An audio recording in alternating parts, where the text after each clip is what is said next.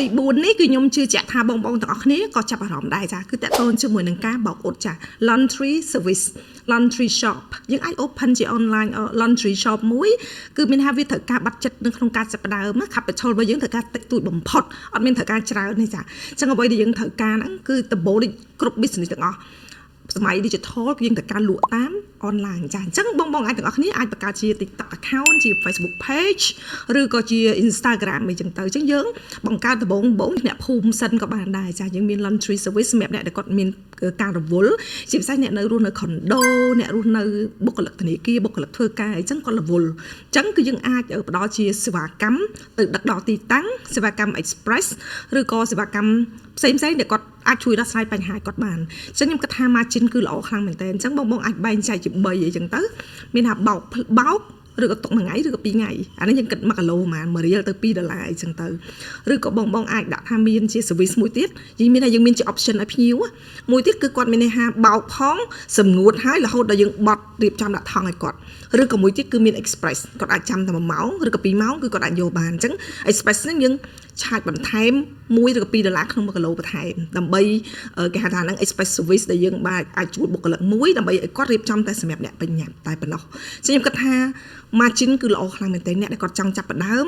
ក្នុងការធ្វើ online laundry shop ហ្នឹងគឺខ្ញុំគិតថា possible ហើយ margin ល្អក្នុងមួយថ្ងៃបើសិនជាបងបកកាយធ្វើទីផ្សារគឺច្រើនខ្លាំងមែនទែនហើយវាអត់មានត្រូវការចំណាយ capital ឬក៏យើងចំណាយអីច្រើនទេគឺឲ្យតែបងចេះធ្វើទីផ្សារព្រោះសម័យឥឡូវអ្នកខ្លះគេគាត់គិតថាអញ្ចឹងខ្ញុំត្រូវការរៀបចំកន្លែងឲ្យស្អាតខ្ញុំត្រូវការមានអវ៉ាន់គ្រប់ទាំងអស់ខ្ញុំត្រូវការទីតាំងខ្ញុំឬក៏អីសម័យឥឡូវមិនបាច់ទេបងប្អូនទាំងអស់គ្នា digital marketing យើងធ្វើទីផ្សារនៅក្នុង TikTok ក្នុង social media ក្នុង Facebook ក្នុងអីចឹងទៅ marketplace ក៏យើងអាចធ្វើបានដែរអញ្ចឹងខ្ញុំ recommend បងមែនតើសម្រាប់បងស្រីនៅផ្ទះដែលគាត់ទំនេរគាត់អាចនឹកឃើញវិធីសាស្ត្រនេះបានចាអញ្ចឹងសម្រាប់បងដែលគាត់មាននៅបំណងគាត់ចង់ថាអូខ្ញុំនៅផ្ទះខ្ញុំមិនដឹងថាខ្ញុំធ្វើអីខ្ញុំចង់ចាប់ផ្ដើមបើកជាការបោកគក់ laundry service ហ្នឹងនៅផ្ទះខ្ញុំមានម៉ាស៊ីនបោកខោអាវមួយហើយខ្ញុំមាន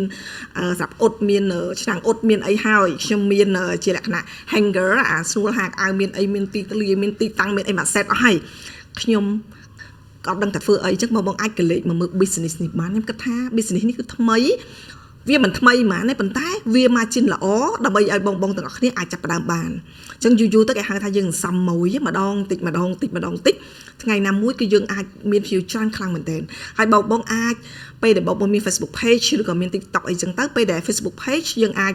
អាសាធ្វើ video review ធ្វើលក្ខណៈថា before and after អីចឹងទៅយើងធ្វើជាលក្ខណៈរាល់ថ្ងៃចប់ជាប្រចាំ consistency អញ្ចឹងយូរទៅបងអាច boot page ដើម្បីស្វែងរកអ្នកនៅតំបន់បងទាំងអស់គ្នាហើយយើងមាន pick up ដល់ផ្ទះយើងមានសេវា express យើងមានជាលក្ខណៈដាក់ coupon ឲ្យពួកគាត់បោក10ដង free ម្ដង free 2ដងឬក៏បោក10គីឡូ free 1គីឡូអីចឹងអាហ្នឹងគឺជាការដែលបងធ្វើទីផ្សារចាឬក៏មានជាលក្ខណៈ promotion អីផ្សេងទៀតតាមដែលបងដាក់ទៅយើងគិតថាយើងចំណេញ